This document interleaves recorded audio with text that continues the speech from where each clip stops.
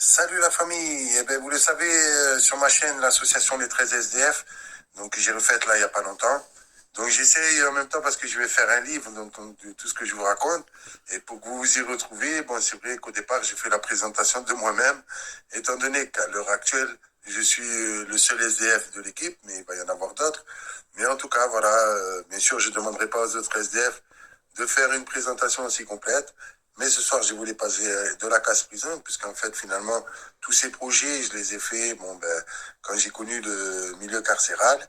Et donc, je voulais parler de plusieurs choses, parce que c'est vrai qu'il y a des choses vraiment, voilà, qu'on a l'impression, on ne le voit jamais à la télé. Mais je vous garantis que ça fait quand même partie de la réalité. Et c'est des choses, bien sûr, que les gens qui n'ont pas été en prison, ils ne peuvent pas connaître tout ça. Donc, voilà, je ne vais pas pleurer sur mon sort. J'ai fait des conneries, j'ai payé le prix. Maintenant, là où je peux pleurer sur mon sort, c'est qu'on m'en a rajouté au maximum, même des choses que je n'avais pas faites. Mais bon, ça, c'est la justice, c'est comme ça, quand on met un billet dedans. Après, n'importe qui raconte n'importe quoi sur vous. Je le vois encore aujourd'hui. Il y a encore des gens qui essaient de m'avoir comme ça, parole contre parole. C'est très facile contre une personne qui a déjà un casier judiciaire. Comme ça, ben, sa parole, elle vaut rien. Et la parole des autres, elle vaut toujours quelque chose. Donc voilà comment ça se retranscrit en justice. Et puis quand vous n'avez pas d'argent, un avocat d'office, vous n'avez aucune chance de vous en sortir. Allez à 99% de chance que vous n'allez pas vous en sortir. Enfin bref. Donc je voulais parler, bon, je vous passe un petit peu les détails de toute ma détention, mais à un moment donné, comme toutes les personnes, alors j'avais beaucoup d'affaires qui s'étaient cumulées, et malheureusement, Sarkozy est passé par là, et donc a arrêté les confusions de peine. Donc quelqu'un qui avait 12, 13 peines, 14 peines, moi j'en avais 12, eh bien il cumulait tout, et il se retrouvait avec des peines de malade mental. Donc voilà, déjà le système de Sarkozy et toute sa clique, ils ont changé énormément de lois. Et en fait, bon, moi je me retrouve, donc comme toutes les personnes qui ont plus de 10 ans, vous êtes obligé d'aller donc faire un séjour à Fresnes pendant un an environ. Alors vous voyez, comme je le disais il n'y a pas longtemps, entre ces guerres entre les Marseillais et les Parisiens, donc quand vous avez le maillot marseillais, que vous représentez votre équipe, que vous aimez votre ville, que vous représentez votre ville, vous imaginez, vous arrivez à Fresnes avec vos maillots, bon, c'est pas évident de s'en sortir. Mais bon, moi personnellement, je me suis sorti, je me suis jamais caché par rapport à mes origines. En tout cas, voilà, là-bas, on appelle ça le CNO, donc le Centre national d'observation. Bon, après, au début, c'était appelé CNE, ou ça a été maintenant appelé CNE, je sais plus. Donc, quoi, bon, ils ont mis Centre national d'évaluation au lieu d'observation, mais bon, à la finale, c'est toujours la même chose. Et donc, c'est un quartier spécial pour toutes les personnes qui prennent plus de 10 ans. Et c'est là aussi qu'on retrouve donc des personnes de plein de pays français, la Guadeloupe, la Martinique, la Guyane, bon, ben, toutes les personnes qui ont pris plus de 10 ans, pareil, ils y échappent pas. Tout le monde est obligé de passer par Paris. C'est la loi, donc en France, donc c'est comme ça avec l'administration pénitentiaire. Donc une fois qu'on arrive donc là-bas, donc on se retrouve dans une cellule, on nous évalue, on voit des psys, on voit tout le monde, on nous évalue au maximum. Et il y a quelques personnes, je crois qu'il n'y en avait que 7 ou 8, qui peuvent travailler sur place comme oxy, donner à manger, nettoyer les douches. Et donc, à un moment donné, j'avais, c'est vrai, demandé, j'avais postulé pour avoir un boulot. Et quand j'ai fini mon évaluation qui dure, je crois, 7 semaines, un truc comme ça, bon, j'ai plus les chiffres exacts, mais en tout cas, après, vous êtes replacé dans le quartier de Fresnes, il y en a plusieurs.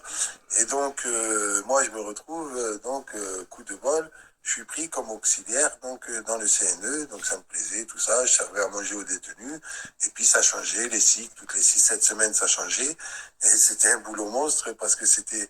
Alors là-bas, à Fresnes, justement, ça a une particularité où beaucoup se sont fait voler, parce que figurez-vous que quand vous arrivez sur place avec vos affaires, vous n'avez pas le droit de prendre vos affaires. C'est une des seules prisons en France où vous n'avez pas le droit à votre pactage, comme on appelle ça.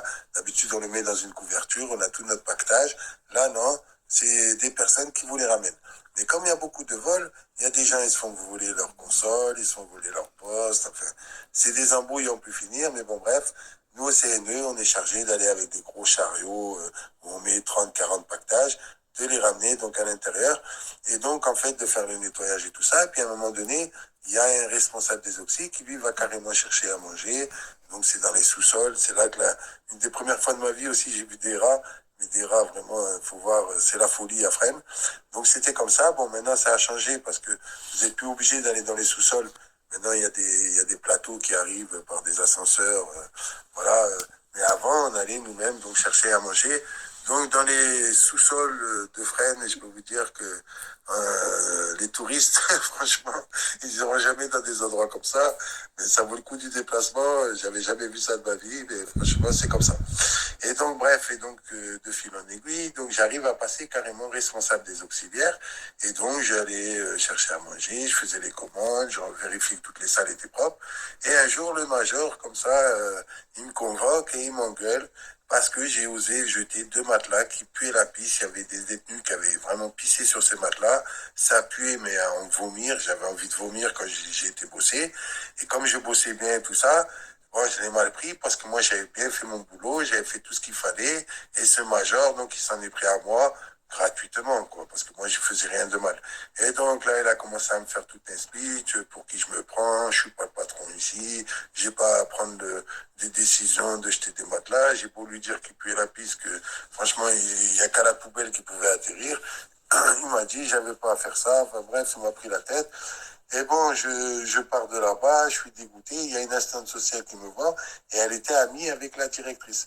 Et la directrice, donc, était là en même temps, la directrice du CNE. Et elle me dit, qu'est-ce que vous avez? Je lui explique. Je dis, voilà, moi, ce que j'aime pas, c'est que quand on fait bien mal le travail, qu'on soit repris, c'est normal. Par contre, quand on fait bien le boulot, qu'on se donne à fond, comme moi j'ai fait pour vous, tout ça, j'ai vraiment fait tout ce qu'il fallait, qu'on m'engueule pour 2 matelas de pisse, c'est abusé. Et donc là, elle me dit, ah oui, c'est abusé, tout ça, c'est pas normal.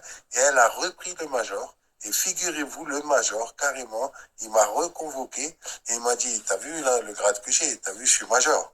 Mais pourtant, je vais m'excuser auprès de toi parce que j'ai eu tort. Donc là, jusque-là, tout allait bien. Mais cette histoire, vous allez comprendre par la suite. Vous allez voir comment c'est l'administration pénitentiaire, puisque beaucoup se serrent les coudes. Et donc, s'ils ont un problème à régler avec un détenu, plus tard, ils vont pas le rater. Et malgré le lieutenant Prouvenier, je crois à l'époque, qui justement prenait ma défense, le lieutenant Prouvenier qui m'avait promis que si un jour cette histoire si un jour j'en payais les conséquences, bon, ben, que lui, il serait là et tout ça. Mais bon, finalement, il n'a jamais été là et plus tard, j'en ai vraiment payé les conséquences. C'est-à-dire qu'après, j'ai été transféré. Donc là, il y avait le choix entre 2, 3 prisons.